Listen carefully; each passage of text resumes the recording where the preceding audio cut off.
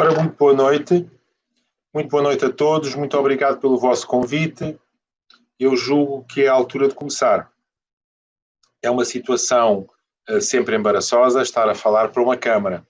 Eu sei que me estão a ouvir e sei que terão questões e terão dúvidas e levantarão problemas e objeções e por isso também estou ansioso por termos a oportunidade de conversar mais diretamente. Mas aquilo que se está a passar neste momento é essencialmente um monólogo, e um monólogo perante uma audiência que eu imagino que esteja atenta e agradeço muito por isso, mas isto, reparemos que está um pouco a refletir aquilo que se passa com as aulas, que é, muitos professores neste momento estão a dar aulas online, muitos alunos estão a receber aulas online, estão a participar online, os vossos colégios estão muito empenhados em manter os alunos a trabalhar, mas é uma situação que não é aquela que nós estamos habituados a ter. Não é aquela e tem algumas vantagens e muitos inconvenientes. Mas agora nós não estamos aqui para carpir os tempos, estamos aqui para ver como é que tiramos o melhor partido possível destes tempos que estamos a viver. Ora, muito bem.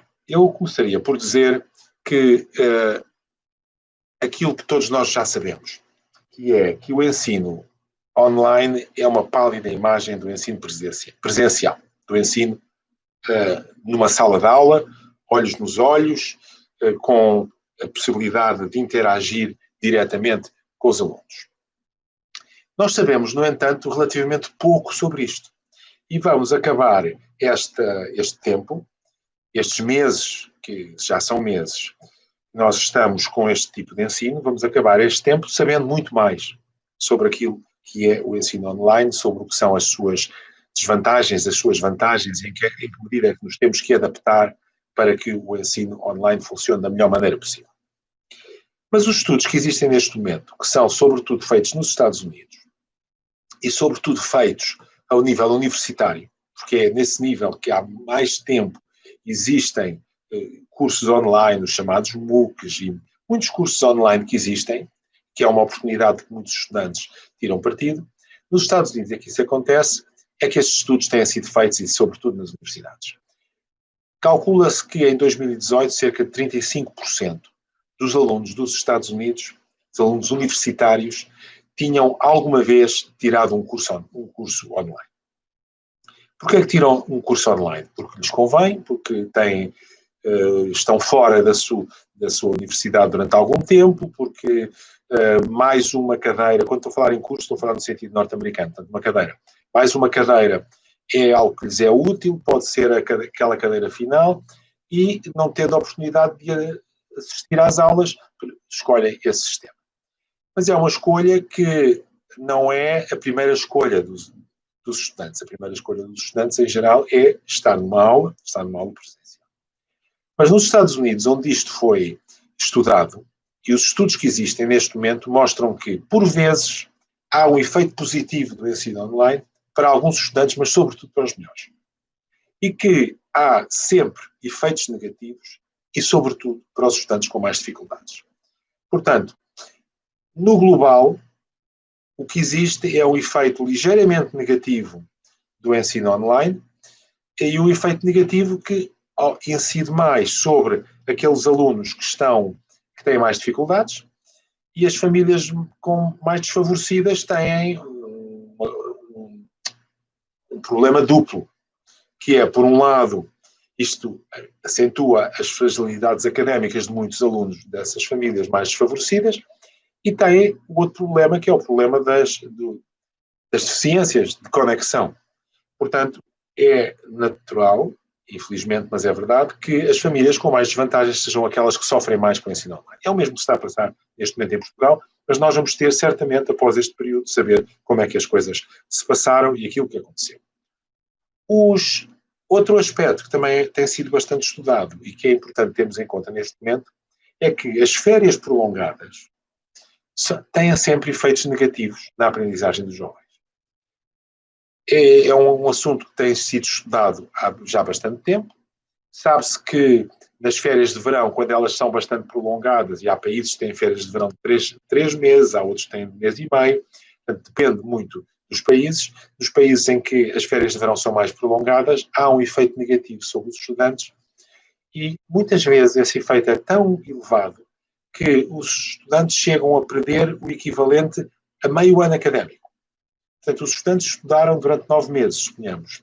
Têm 3 meses de férias de verão, e nesses 3 meses praticamente perderam 4 meses de estudo anterior. E é interessante também ver que onde é que se sofre mais, onde é que estes efeitos negativos são mais acentuados.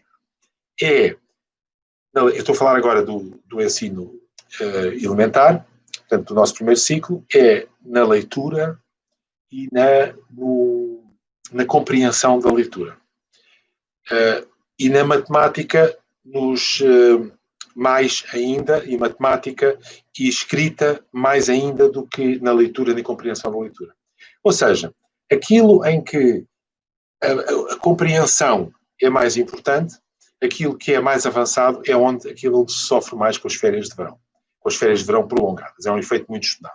Isto tudo leva-nos a crer que, de facto, nós devemos, então, se isto é assim, fizemos todos muito bem, e fizeram muito bem os vossos colégios, em tentar, o mais possível, manter os alunos a trabalhar, manter os alunos ocupados e manter os alunos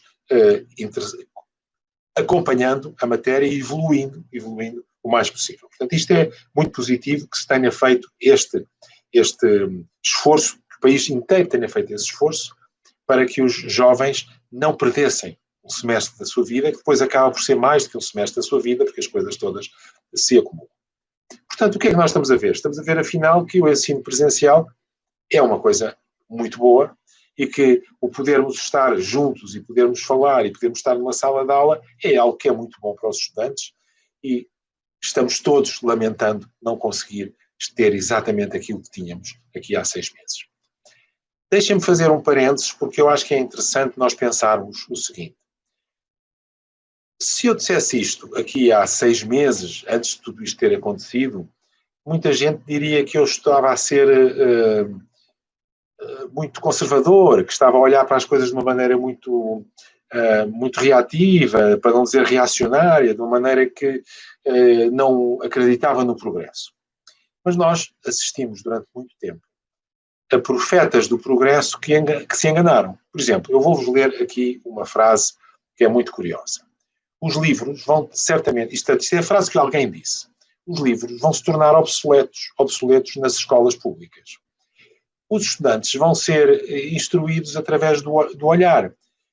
Vai ser possível ensinar qualquer ramo do conhecimento humano através de vídeos, através de filmes.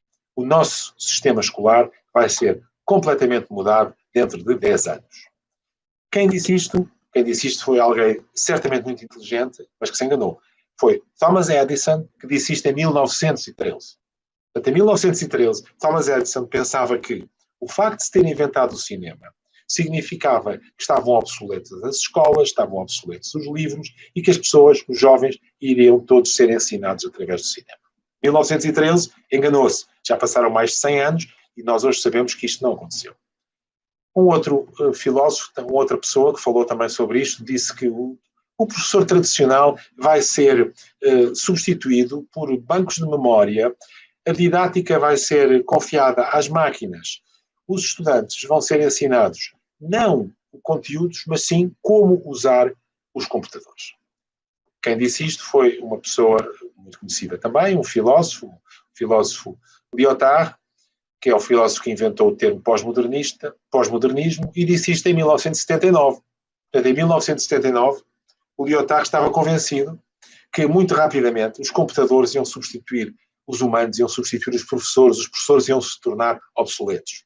Não é verdade. Não é verdade. Passaram quase 50 anos e nós estamos a ver que isto não é verdade.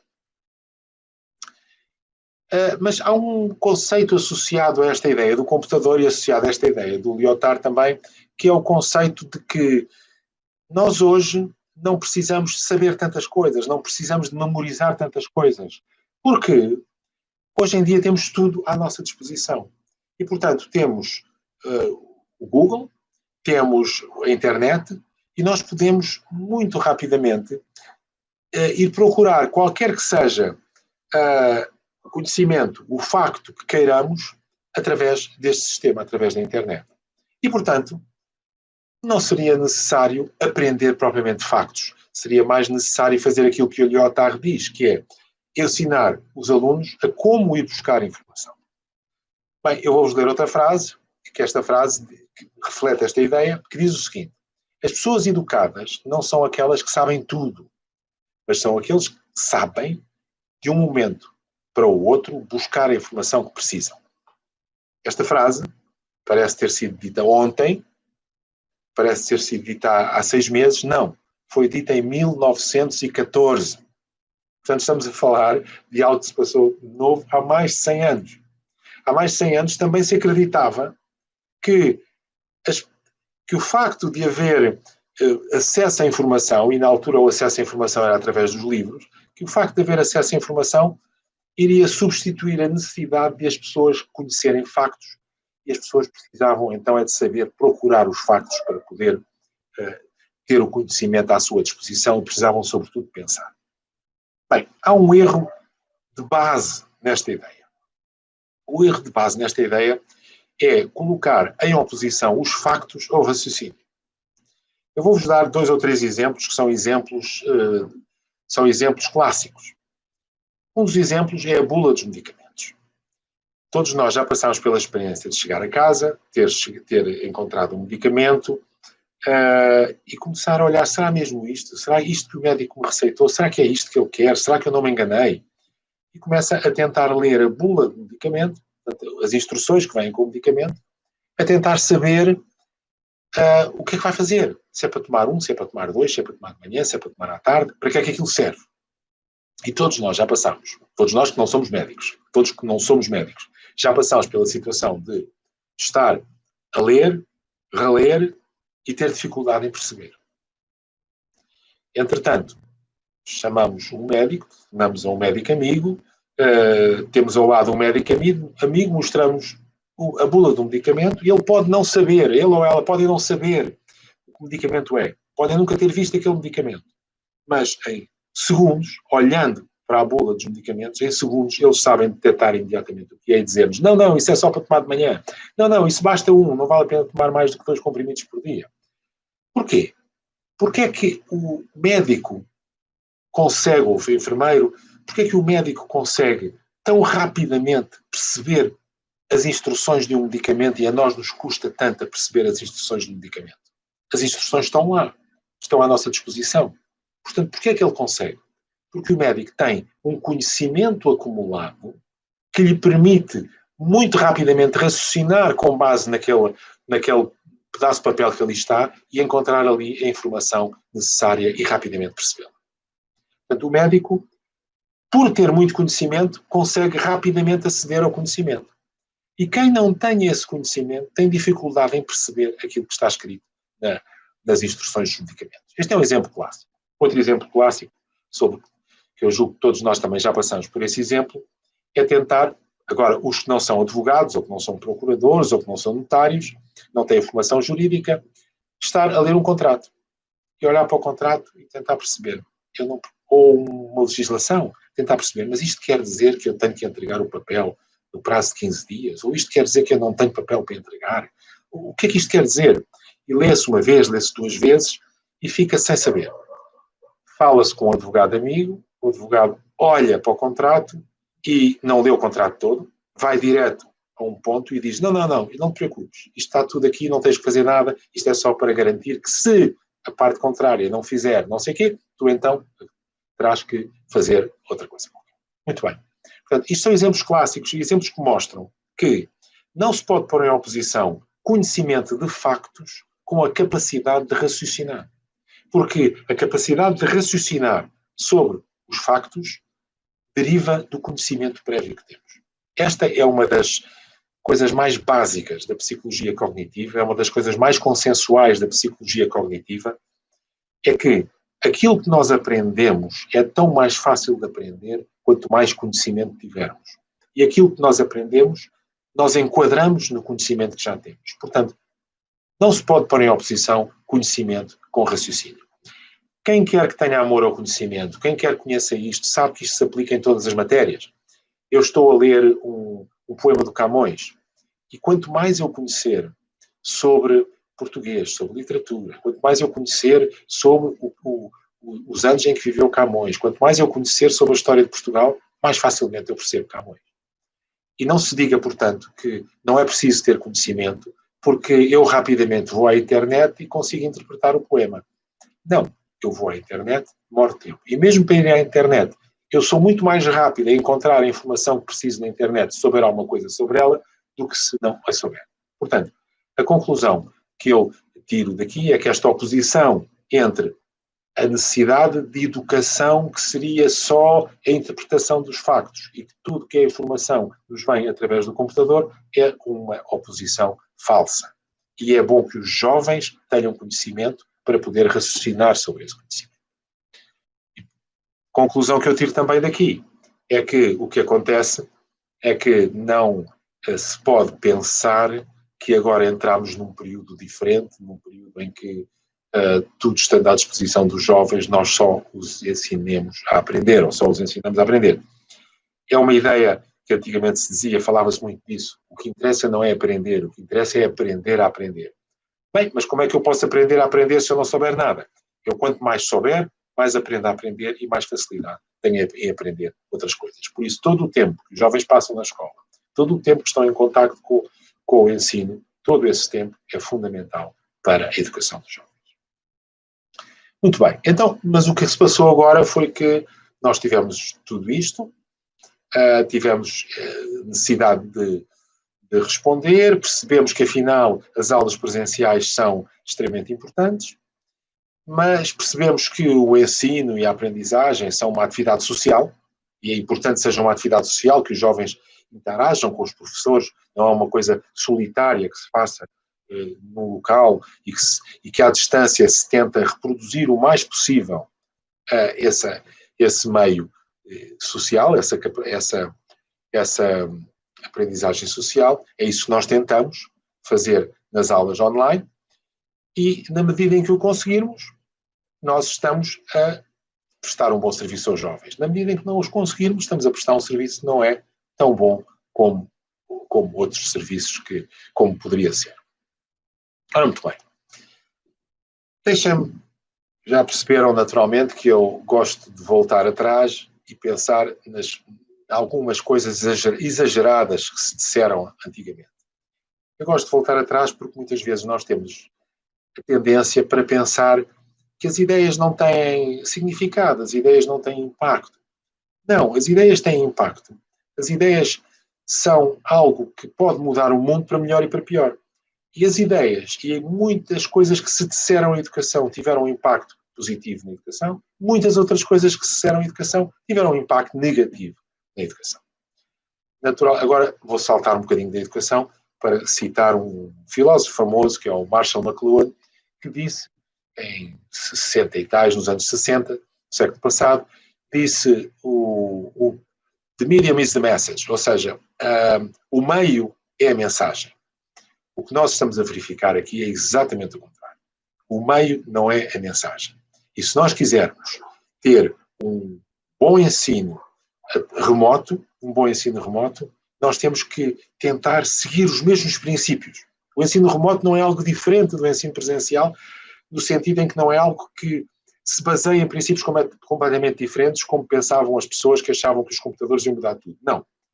Nós, para conseguirmos ter um bom ensino presencial, nós temos um bom ensino remoto, nós temos que tentar seguir as mesmas ideias que seguem as pessoas que são bons professores e que fazem um bom ensino presencial. E quais são essas ideias? Uma série delas. São muitas. São muitas ideias. Mas, essencialmente, o que eu queria começar por dizer é isto, é que nós vamos adaptar ao meio, vamos adaptar aos computadores, mas não vamos esquecer aquilo que sabemos que é o bom ensino. E nós sabemos que o bom ensino é um ensino que está organizado por disciplinas e que não está organizado por uma coleção de atividades. Uma das coisas mais prejudiciais que se difundiram em educação nos últimos 20 ou 30 ou 40 anos ou 50 anos foi a ideia de que já não era importante ter o ensino estruturado em disciplinas, que era necessário ter uma grande flexibilidade e que era necessário, sobretudo, era desenvolver atividades, desenvolver aquilo que se dizia que eram oportunidades de aprendizagem. Bem, com certeza, desenvolver oportunidades de aprendizagem, mas estruturado em disciplinas. O bom ensino é um ensino estruturado em disciplinas. Pode praticar a multidisciplinaridade se houver disciplinaridade. Porque eu não consigo fazer a junção de duas disciplinas diferentes se eu não souber muito de ambas, se eu não souber o suficiente de ambas. E, por alguma razão, a humanidade inventou esta coisa extraordinária que foi as disciplinas. Por alguma razão, a humanidade começou a estruturar o conhecimento em filosofia, em matemática, em física, em química. E cada vez mais o conhecimento que nós temos sobre as coisas está estruturado com base num conjunto de disciplinas que se intercruzam naturalmente. Na fronteira entre as disciplinas há muito a fazer e é muito fecunda essa capacidade de cruzar disciplinas, é muito fecunda, mas cada vez mais se percebe que as coisas têm que ser estruturadas, têm que ser organizadas. Como imaginam, eu gosto muito de matemática, deixem-me dar o exemplo da matemática. Na matemática talvez isto seja ainda mais claro, porque a matemática é uma disciplina hipotético-dedutiva. A matemática é uma linguagem para entender a realidade, para formalizar a realidade, mas é uma linguagem que se baseia em definições, axiomas, deduções a partir desses axiomas. Nós podemos ter sistemas matemáticos diferentes, uns mais fecundos para certas áreas, outros mais fecundos para outras, conforme os pressupostos e a maneira como construímos a matemática, como construímos a geometria, por exemplo. A geometria euclidiana foi construída na base de um conjunto de pressupostos chamados postulados. Foi construída a partir de Euclides e conseguiu criar uma estrutura hipotético-dedutiva muito bem organizada, que foi durante anos, durante séculos, e ainda hoje é o modelo da estrutura hipotético-dedutiva da matemática. Mas podem-se construir outras geometrias. Pode-se construir uma geometria riemanniana, uma geometria a Lobachevsky. Podem-se construir outras disciplinas outras geometrias com base em outros postulados.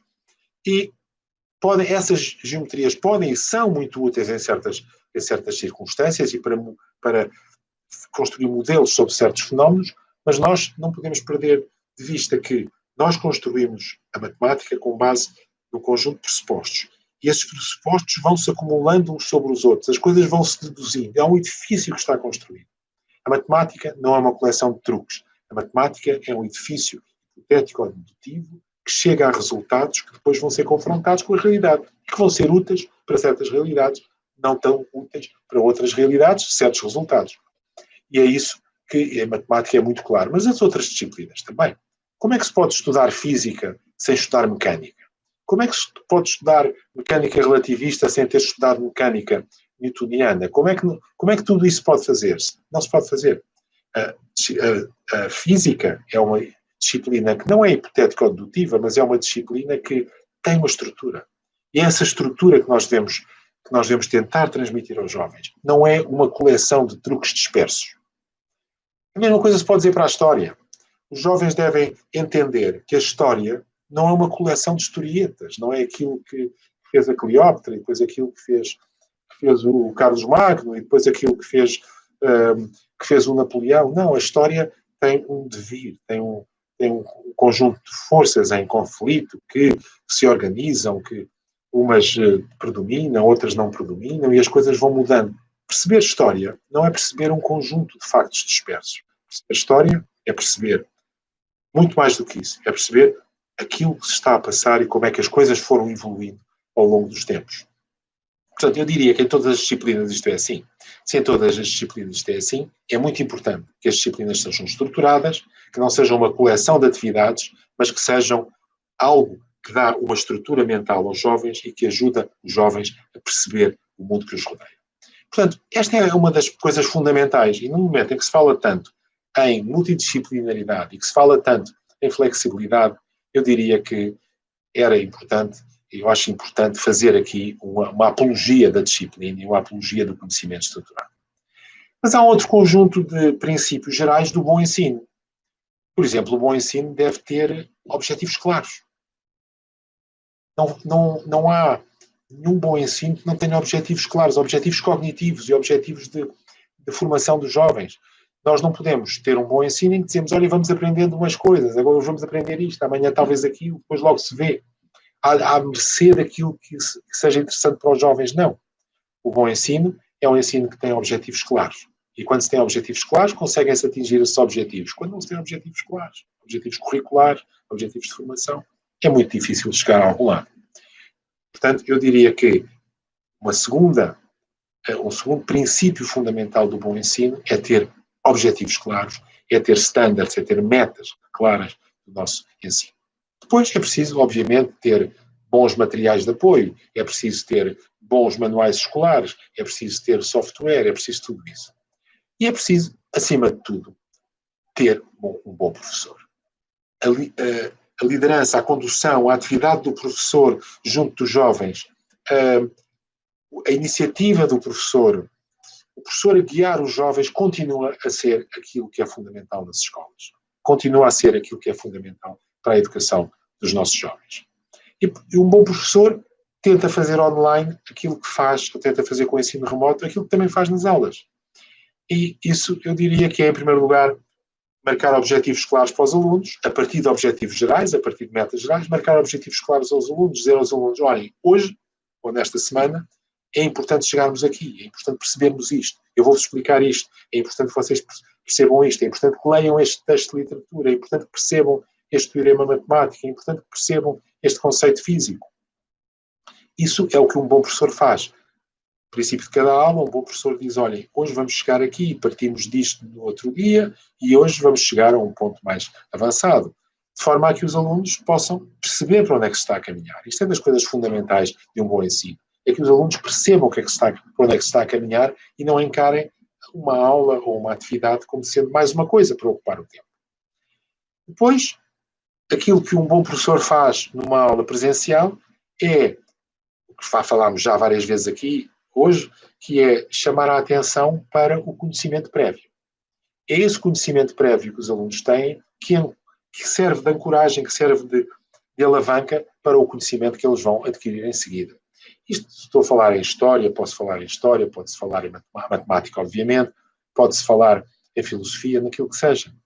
Mas um professor de filosofia, naturalmente, dirá aos jovens, olhem, nós vimos esta teoria que este filósofo dizia, hoje vamos ver esta outra teoria que este outro filósofo diz, ao contrário daquilo. E porquê é que é ao contrário? E esta contradição, a capacidade de perceber como é que uma coisa se relaciona com a anterior, que já se sabe, é aquilo que é fundamental para progredir o conhecimento. Muito bem. Outra coisa que o bom professor faz, e agora vou falar daquilo que é mais difícil fazer no ensino remoto do que no ensino presencial. O que o bom professor faz é tentar evitar as distrações dos alunos. Tentar evitar que os alunos se distraiam. Bem, como é que se evita que os alunos se distraem? É estar sempre em interação com eles. Quem já assistiu já há alguns anos a debates de educação já deve ter ouvido esta ideia extraordinária, peregrina, uma ideia que foi muito difundida em tempos, que a nova geração, sendo nativos digitais, os novos jovens, pensavam de maneira diferente de nós. Quer dizer, eles eram capazes de fazer aquilo que nós não somos capazes de fazer. E então os jovens, tendo nascido com os computadores, estando habituados a estar constantemente num chat aqui, no YouTube acolá, conseguem fazer essas coisas todas ao mesmo tempo e concentrar-se nas aulas. E até havia quem dizia que isso era benéfico para os jovens e que os jovens estavam diferentes, os jovens conseguiam fazer aquilo que se chama multitasking. E, portanto, nós tínhamos que permitir que isso acontecesse. Eu ouvi coisas fantásticas. Quem assiste a conferências sobre educação, em alguns setores, houve coisas extraordinárias. Extraordinárias no sentido de extraordinariamente inventivas e extraordinariamente lunáticas. Uma das coisas que eu ouvi, por exemplo, defendido por várias pessoas, era que agora devia-se permitir aos jovens que utilizassem livremente o telemóvel nas aulas e que a melhor maneira de fazer estudar matemática era estudar com o telemóvel, porque eles se entusiasmam com o telemóvel, então que utilizem o telemóvel nas aulas. Bem, eu acho que é exatamente o contrário. As distrações devem-se contrariar. Multitasking é um mito, ninguém consegue fazer duas coisas igualmente bem ao mesmo tempo. Perde-se sempre. Mesmo guiar, conduzir um carro e falar ao mesmo tempo é uma fonte de distração, ainda mais se for enviar mensagens de texto, SMS ou o que seja. Ninguém consegue fazer bem duas coisas ao mesmo tempo. O que muita gente consegue fazer é alternadamente certas coisas porque precisam de ser feitas alternadamente. Mas se as pessoas se concentrarem, as pessoas aprendem mais. E isto, o cérebro humano é assim há muito tempo. Não é uma coisa que tenha mudado nos últimos tempos. Há muito tempo é assim. As coisas não mudam. O cérebro dos jovens, quando nascem e durante todo o tempo em que estão sobre este mundo, não é diferente agora do que era há 100 anos, ou há 200, ou há 500, ou há 1000. Porque a evolução não deu tempo para que isso acontecesse. E as pessoas continuam a aprender da mesma maneira. Como é que as pessoas aprendem? Atenção, concentração, tentar perceber um conceito determinado, e esse conceito que as pessoas estão a perceber entra para o cérebro através de uma coisa chamada memória de trabalho, que é aquilo que nos permite terem atenção a uma ou duas ou três coisas ao mesmo tempo, mas são componentes da mesma coisa. E as pessoas aprendem dessa maneira. É dessa maneira que as pessoas conseguem perceber as coisas, e esse caminho de entrada no cérebro, esse caminho de entrada é um caminho estreito. E por isso é que a atenção é fundamental. Ora, remotamente é muito mais difícil obter a concentração dos alunos do que presencialmente. Presencialmente, o bom professor está sempre olhando por diversos alunos e está sempre a tentar interagir com eles e dizer-lhes, olha, atenção a isto, olha, atenção àquilo, ao Joaquim, ao Joana, atenção. E consegue fazer isso. No sistema remoto é muito mais difícil. Por isso é que é muito importante no sistema remoto estar sempre em diálogo com os alunos. E estar sempre a perguntar, Joaquim, como é que é? Joana, como é que é? Estar sempre a chamar a atenção dos alunos para se concentrarem naquilo que são os objetivos da aprendizagem naquele momento. Como é que isto se faz? Isto faz-se desta maneira e faz-se de uma outra também, que é testando repetidamente o conhecimento dos alunos. Esta é uma das conquistas da psicologia moderna, dos factos, dos conceitos mais claros em psicologia moderna e mais estabelecidos, é que a recuperação da informação é fundamental para a sua assimilação. Eu vou explicar o que é que quero dizer com isto. Muitas vezes um jovem, vamos supor que estamos a estudar um romance, ou vamos supor que estamos a estudar geografia, talvez seja mais claro, e vamos supor que estamos a estudar a certa altura a Europa. O jovem abre o livro, a Europa, e diz, bem, a Europa tem esta zona, então os Urais estão ali, os Alpes estão acolá, o Mediterrâneo está ali, depois temos o Mar do Norte, temos o Atlântico, temos isto, temos o clima Atlântico, o clima Mediterrâneo, começa a ler a explicação daquilo que se passa na geografia da Europa. E aquilo que é muito habitual num jovem, quando está a aprender uma matéria deste tipo, é fechar o livro e ler outra vez. Quando o jovem lê outra vez, o jovem tem a ilusão de conhecer, começa pensando, bem, eu já sei isto tudo. Mas a maneira que o jovem tem de aprender é, em vez de ler segunda vez, é muito mais eficiente do que ler segunda vez, é testar-se a si próprio. A melhor maneira de aprender é fechar o livro, ter meia dúzia de questões ao lado e fazer essas perguntas a si próprios.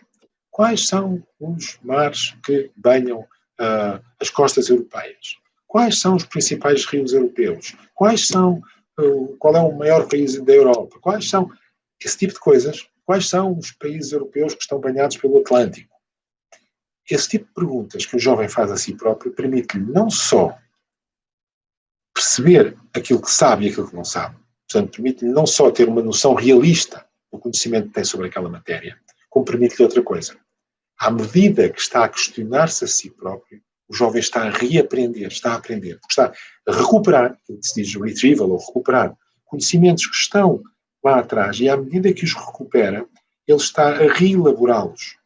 E como que se os canais do cérebro fossem sendo limpos, sendo mais frequentados pelos mesmos conhecimentos e sendo mais frequentados pelos mesmos conhecimentos e esses conhecimentos irem se relacionando, o jovem está a aprender. Portanto, agora, em tempos de ensino remoto, isso ainda é mais importante. É mais importante estar constantemente a perguntar aos alunos, fazer pequenos testes, perguntar como é que é, como é que é esta, quais são os rios principais da Europa, qual é isto, qual é aquilo outro. Mesmo que esses testes possam não ser importantes para uma classificação, mesmo que esses testes sejam apenas importantes para os jovens testarem a si próprios, embora eu seja completamente partidário da classificação, da avaliação dos jovens, mas este tipo de avaliação não necessita de ser uma avaliação que tem efeito imediato sobre a classificação dos alunos. Pode ter e pode não ter, não há mal nenhum em ter. Mas é muito importante que ela seja feita com grande frequência para ajudar os jovens a perceber aquilo que sabem, não terem ilusão sobre o seu conhecimento, saber o que sabem, saber aquilo que não sabem, como também que isso ajuda a recuperar o conhecimento e ajuda a consolidar o conhecimento. Isto é uma das coisas mais surpreendentes dos últimos, digamos, 20, 30 anos de estudos da psicologia cognitiva, das coisas mais sólidas que se sabe, é que a recuperação, o teste, é algo que ajuda à aprendizagem. Portanto, no ensino remoto, eu diria que isto ainda é mais importante do que no ensino presencial. Portanto, eu diria que já falei um pouco sobre aquilo que penso que são os princípios do bom ensino. Já defendi que os princípios do bom ensino são essencialmente os mesmos, tanto no ensino remoto como no ensino presencial, que há coisas que são muito mais difíceis de fazer no ensino remoto, mas que devem continuar a ser feitas, e que é muito importante que o façamos, é muito importante que nós continuemos a trabalhar com os nossos jovens, que continuemos a fazer com que os nossos jovens progridam academicamente. Não se trata de entretê-los durante uns tempos, não. Trata-se de fazer com que eles progridam academicamente e que estes tempos difíceis não sejam tempos de grande perca académica, pelo contrário, sejam tempos de desafios académicos e que só com esses desafios é que os nossos jovens passam ao patamar superior. Muito obrigado pela vossa atenção. Eu falei já pelo menos uns 40 minutos, julgo eu, e agora estou à vossa disposição para questões que queiram colocar, algo que queiram contrariar aquilo que eu disse, alguém que estejam interessados em conhecer o meu pensamento. Muito obrigado. Muito obrigado a todos.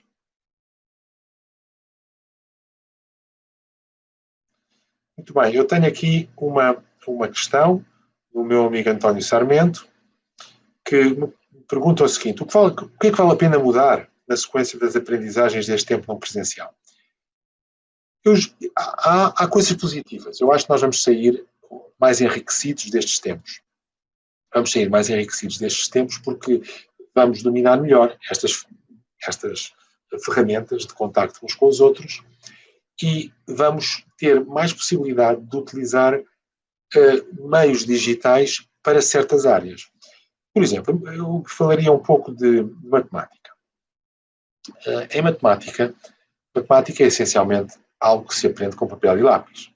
E pode-se utilizar, não papel e lápis, mas algo que reproduz o papel e lápis nas aulas online, e os alunos devem utilizar o papel e lápis em casa.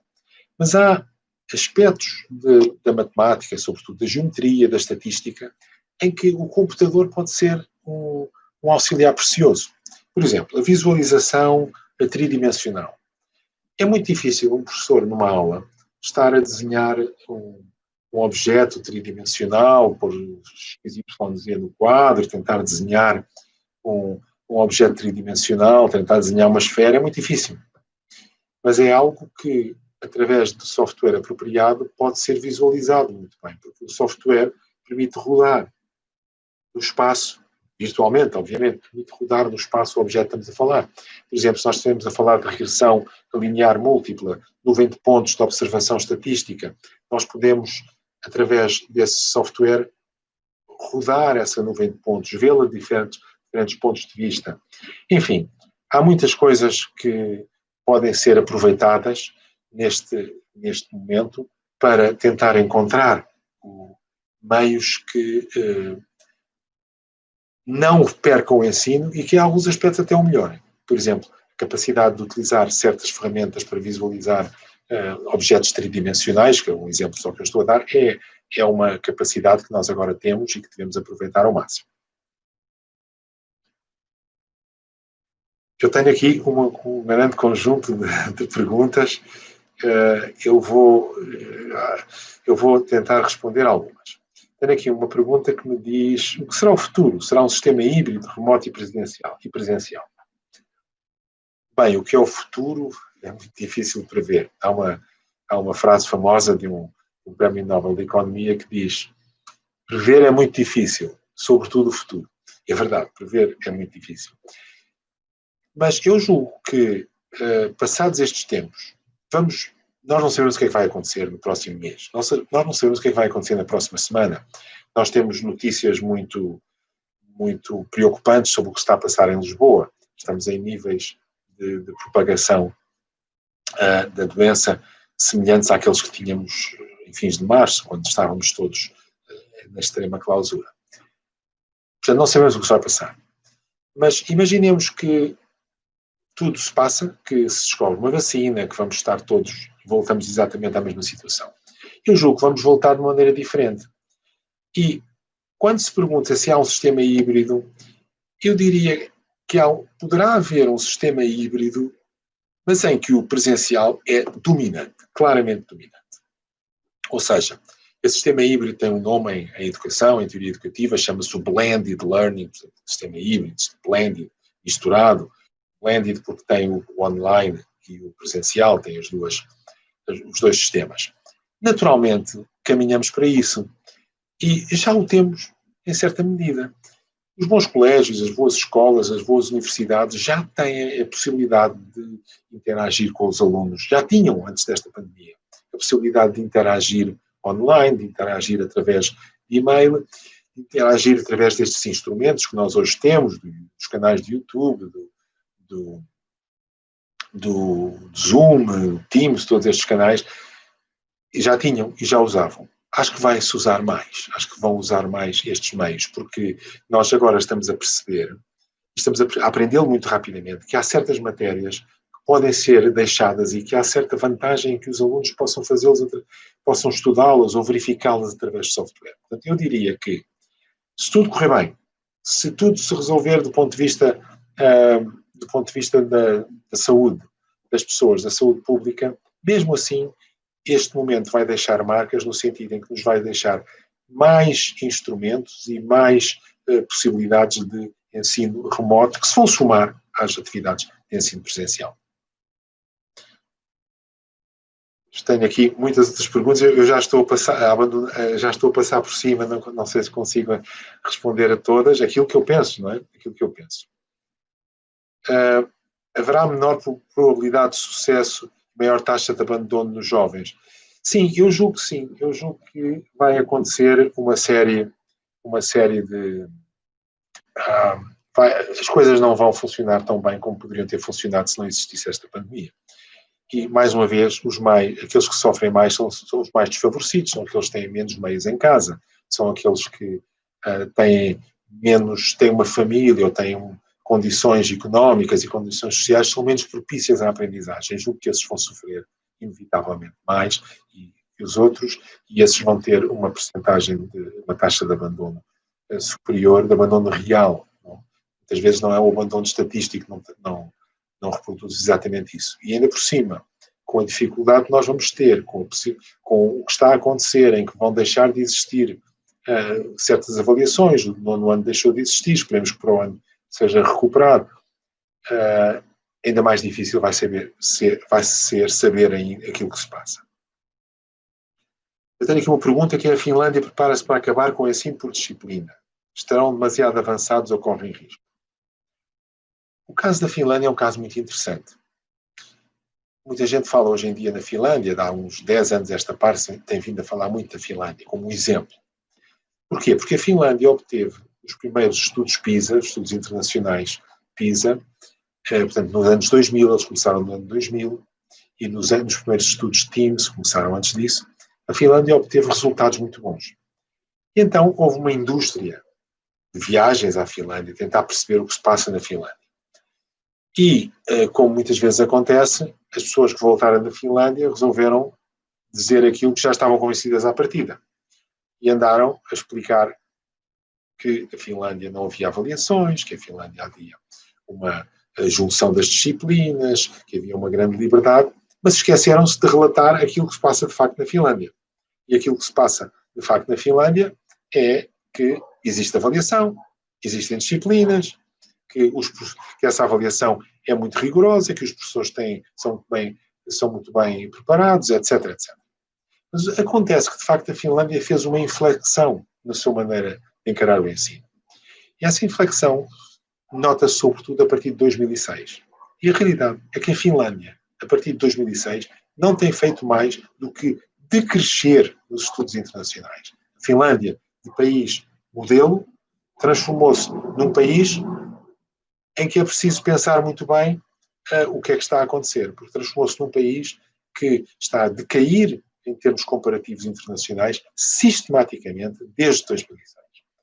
Então, quem gosta muito da Finlândia, quem gosta muito dessas ideias de que as disciplinas vão deixar de existir, quem gosta muito disso, devia pensar que, de facto, a Finlândia alguma coisa errada está a fazer.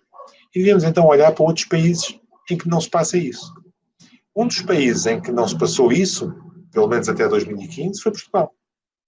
Portugal até 2015 teve um ensino sempre mais bem estruturado, deu sempre mais atenção às avaliações, deu sempre mais atenção aos resultados académicos. Foram instituídos progressivamente exames. Portugal subiu. Ou então, olhamos para a estrela europeia. Qual é a estrela europeia neste momento? É a Estónia. O que é que a Estónia tem feito? A Estónia tem mantido a avaliação, tem mantido um grande rigor curricular, uma grande atenção ao currículo. Não olhamos para a Finlândia. A Finlândia é um mau exemplo. A Finlândia, claro que partiu de níveis muito bons e, portanto, ainda hoje está em níveis razoáveis, mas tem vindo a decrescer nas comparações internacionais sistematicamente. Por exemplo, um facto que não se falou muito e que se devia ter falado mais, é que Portugal, pelo menos num caso concreto, ultrapassou a Finlândia. Se olharmos para o TIMSS é uma medida de comparativa internacional semelhante ao PISA. A vantagem do TIMSS é que o TIMSS está mais ligado ao currículo, o PISA está mais ligado àquilo que eles chamam de competências. Mas no TIMSS, em 2015, os nossos jovens alunos do 4º ano de escolaridade passaram à frente dos seus colegas finlandeses. Quer dizer, a Finlândia, em matemática do 4º ano de escolaridade, obteve melhores resultados que os finlandeses nesse mesmo ano. Porquê? Porque Portugal estava a seguir um ensino rigoroso, estava a seguir um currículo claro, estava a ter avaliações e, portanto, os jovens estavam a progredir. A Finlândia estava a conversar sobre o currículo, sobre que o currículo não era importante, que as disciplinas não são importantes, o importante são as oportunidades de aprendizagem. Bem, e a Finlândia veio a piorar. Portanto, eu diria que é um mau exemplo, a Finlândia está a ser um mau exemplo. Pergunta seguinte, eu tenho aqui porquê é que eu chamo o ensino online ou e-learning ensino remoto? Não será uma designação depreciativa para o que será o ensino do futuro? Não sei, eu chamo por comodidade, digo que ensino remoto porque não é um ensino presencial. Não estou aqui propriamente muito preocupado com a terminologia, não penso que seja depreciativo o ensino remoto, não penso nada disto seja depreciativo, chamar online, chamar de remoto, chamar-lhe e-learning, não julgo que seja depreciativo. Estamos a tentar classificar isto que se está a passar neste momento, que é um ensino completamente diferente, de facto, do ensino presencial, neste aspecto. Mas que, para funcionar bem, deve tentar seguir os mesmos princípios que segue o ensino presencial, e eu já expliquei que eu entendo, em meu entender, que isso que significa um currículo claro, significa metas curriculares claras, significa um ensino dirigido pelo professor, em que obviamente é dada grande incentivo aos alunos para trabalharem por si, para terem uma compreensão profunda das matérias, mas é algo diferente. Portanto, eu não estou aqui de forma alguma a classificar de maneira depreciativa. Acho que há algum futuro neste ensino online, mas eu acho que o ensino vai ser, sobretudo, o ensino presencial, vai continuar a ser o ensino presencial E aquilo que nós hoje todos estamos a aprender com esta experiência é que em alguns aspectos aprendemos, mas todos estamos com pena, não temos os nossos alunos à nossa frente, não podemos estar a interagir diretamente com eles como estávamos há 4 ou 5 meses.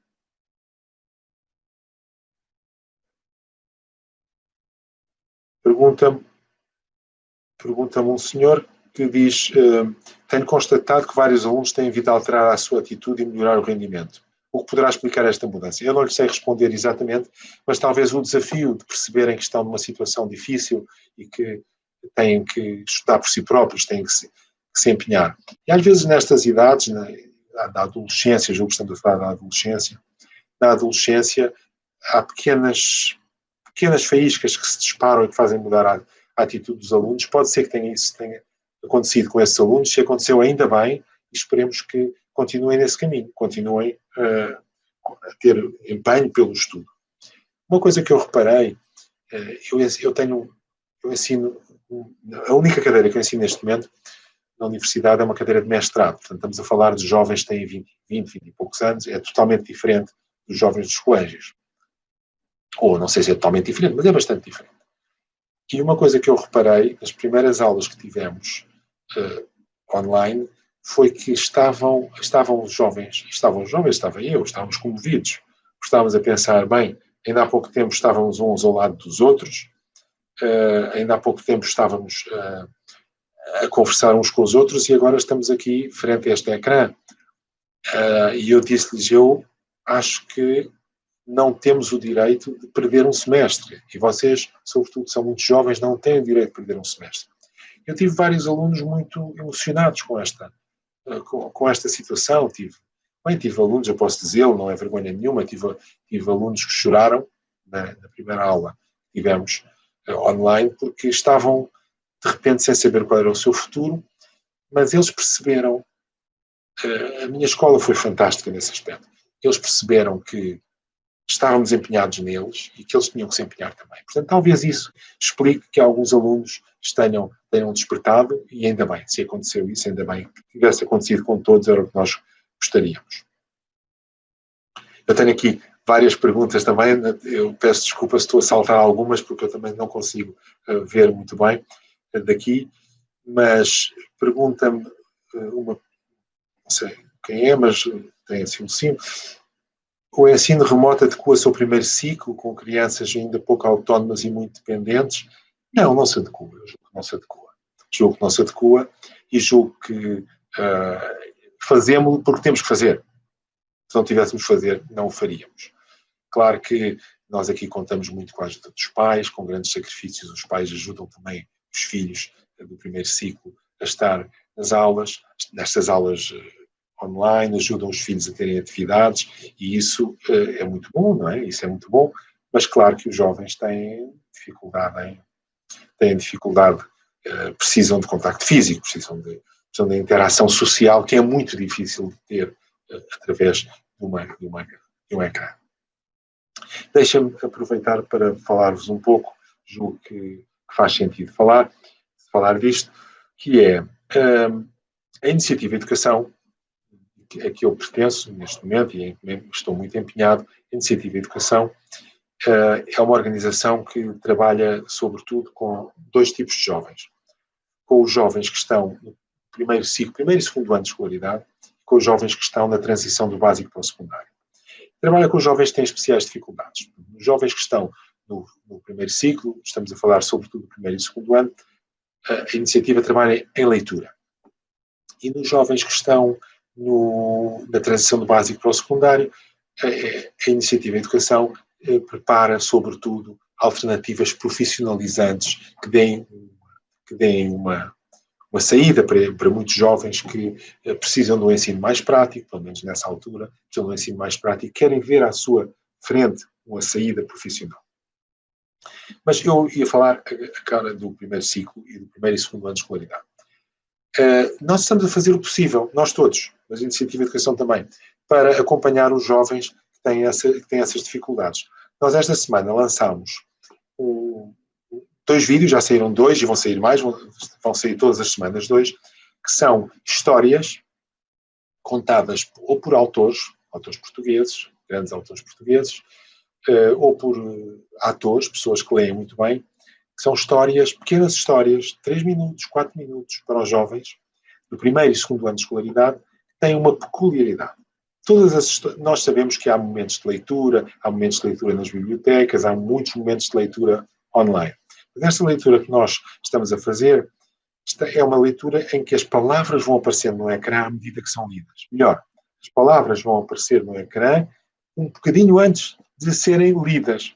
E, portanto, os jovens têm a oportunidade, através seguindo essa história, de estar a tentar ler e, ao mesmo tempo, ouvirem ler. E depois a história passa a segunda vez, e nessa segunda vez já ninguém está a ler a história para os jovens. Portanto, os jovens, primeiro, têm uma leitura acompanhada e depois têm uma leitura individualizada, aqueles que quiserem, uma leitura individual, aqueles que quiserem conseguirem. Isto é muito importante. Nós sabemos, há uma série de estudos que mostram que a leitura que os pais fazem em casa é muito importante para os jovens. Que a leitura a dois, em que o pai ou a mãe leem uma página, o filho ou a filha leem outra página, é uma leitura importante por pô-los a eles a ler.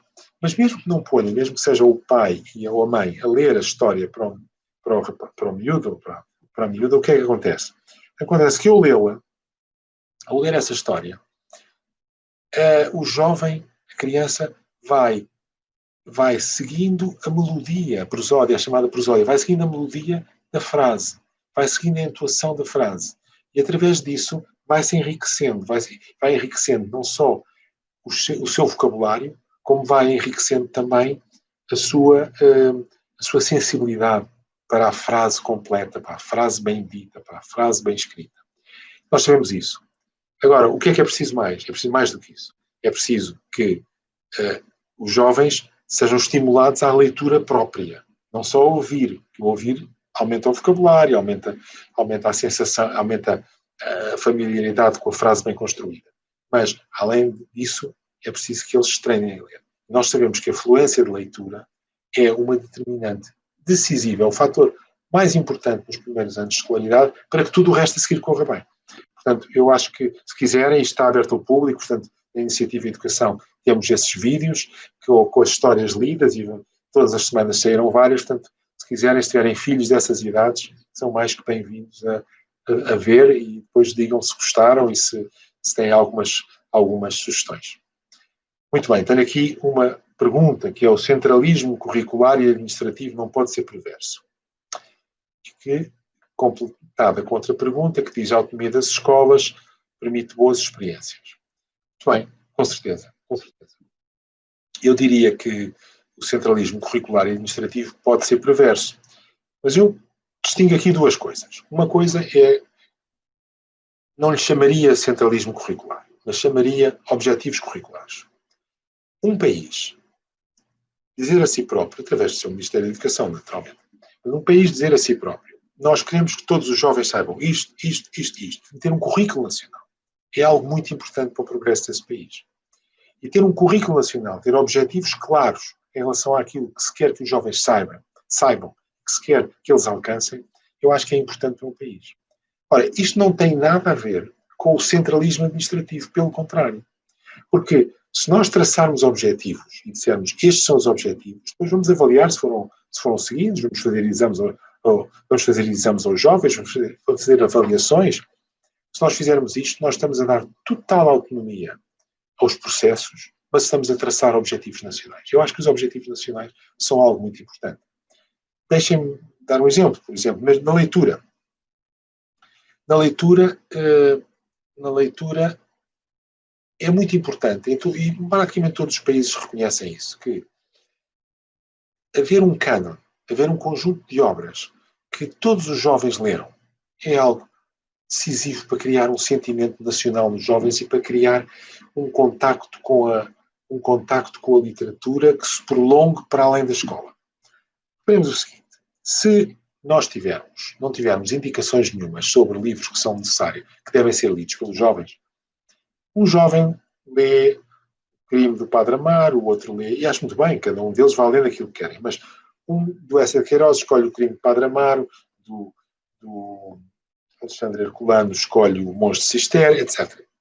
O outro a seguir pode não ter lido nada do Essa de Queiroz, mas vai ler alguma coisa do Raul Brandão. Bem, Raul Brandão não é muito habitual nos jovens, mas, enfim, Cardoso Pires, o que seja. O que acontece é que os jovens, quando se encontram mais tarde, perdem a grande capacidade de referência que é uma obra literária. Quer dizer, o facto de todos os jovens de um país terem lido os Maias é algo muito importante para os jovens. É algo muito importante para o seu futuro. Podem falar do Pedro, da Maia, podem falar do que é aquele sentimento muito, muito criticado pelo Essa de Queiroz, de grandes intenções e poucas ou nenhumas realizações. Podem falar de tudo isso porque têm referências que são referências literárias. Pensemos no futebol, por exemplo.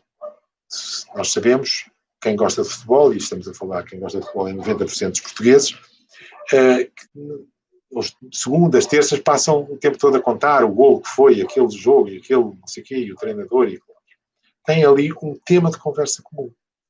Porque os jogos de futebol são seguidos por todo o país. Que bom que é os jovens poderem ter um tema de conversa comum através da literatura que leram. Portanto, eu, desse ponto de vista, acho que é muito bom que sejam traçados objetivos curriculares. Muito bem, e eu tenho aqui mais um conjunto de perguntas. Vou tentar responder a mais uma ou duas, o que o tempo está a chegar ao fim.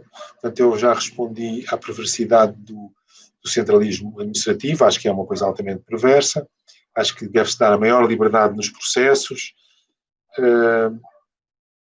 enfim, e acho que já passei mais do que uma hora e, portanto, estou muito contente por ter tido esta oportunidade de falar convosco e dou-vos os parabéns por esta iniciativa. Muito obrigado.